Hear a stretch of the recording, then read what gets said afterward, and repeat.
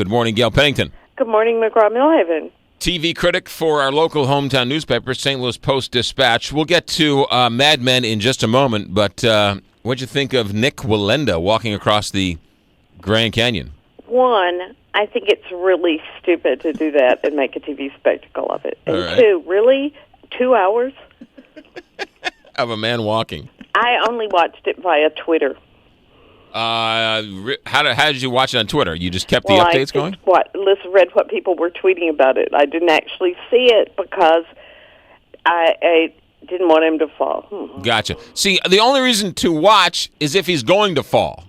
And if he's going to fall, you can watch it on YouTube later. So that's why I didn't watch. You wouldn't really want to see that nice man fall into the... No. Hold on a second. I'm not saying I wanted him to fall into the crevasse. I think you kind of did say that. No. I'm saying the only reason to watch is to see if he's going to fall.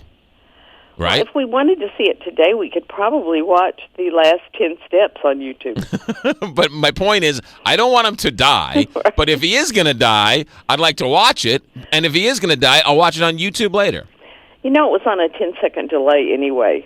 Oh, so what were they going to do? Dump it? Yeah, I think probably they would have cut away and talked about how terrible it was that the poor man had fallen to his death. That's the whole reason why people are watching. I don't think they disclosed the 10-second delay. Oh my goodness, that's the story of the night right there.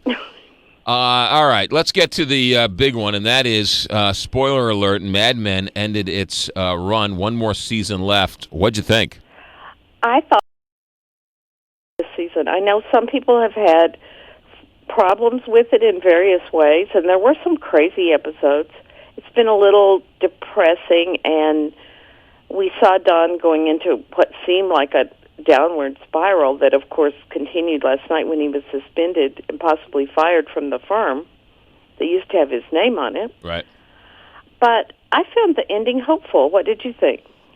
No. Well, first of all, the guy who got off the elevator, wasn't that a former drunk?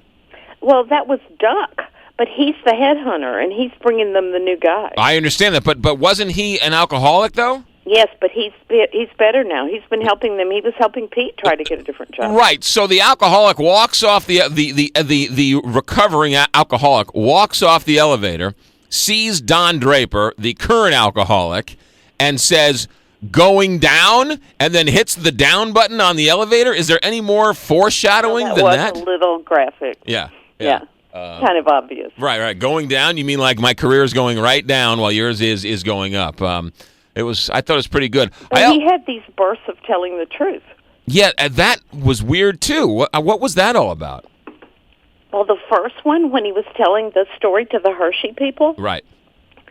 I think he just couldn't. He just couldn't lie anymore. And I don't know why the chocolate bar image triggered that in him. Right.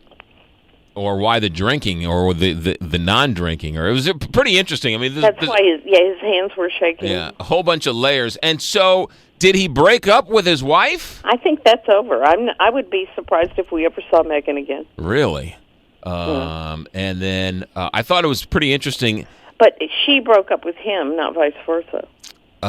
Correct, I guess. Yes. Right. Yeah. Well, I mean, he was cheating on her, never coming home, so he sort of walked out. She physically walked out, but he mentally walked out. Well, the issue was that she gave up her job for his move, and then the move didn't happen. I thought bringing the kids to where he grew up was a pretty interesting... That was the point that makes me think that maybe now there's hope for Don. Right. Maybe he's going to come clean on all this, and he can be a better Don. Right. I mean, he came out and laid it on the line in that Hershey meeting and told the ugly truth about his past, and then brought his 3 kids to the whorehouse that he was raised in and said, "This is where I grew up." And the 3 kids look at him like he's crazy.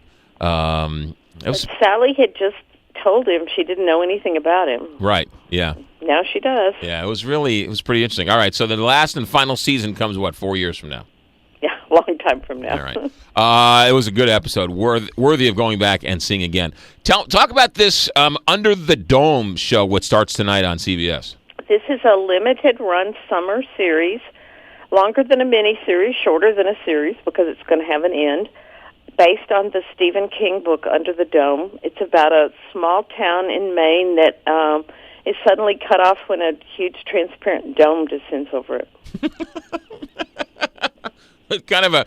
Don't laugh at the dome. The dome comes down and it cuts a cow in half. I think... well, I'm not laughing. That's my favorite scene. So you've seen this? Yes, I've seen the first hour. And what do you think? You know what? I would have kept watching it if they'd sent me more. Okay. I actually, anything Stephen King does starts off really good. Well, I was going to say, have you noticed that Stephen King doesn't know how to end anything? Many of his books do not end satisfyingly. They just sort of end? Can I just say clown in the sewer? That was it, wasn't it? Yeah. Yeah. But they supposedly have changed the end, tweaked the end of this to make it better. So, in other words, basically, this is a miniseries. 13-week miniseries, yes. Yeah. All right. So they're going back to miniseries? Well, miniseries were never this long. Even the longest one wasn't this long. Wasn't Roots like 13 episodes or something? I thought it was shorter than that, but I wouldn't swear to it. By the way, I watched Roots not too long ago on some TV channel. That does not stand up to the test of time. Oh dear. Yeah, it was rough. It was pretty boring. Right. Anything else this week on TV we should pay attention to? Big Brother comes back. All right. 3 hours a week of Big Brother. How exciting is that? And you'll never have to complain about there's nothing on again. I've really lost interest in Big Brother. Is it any good?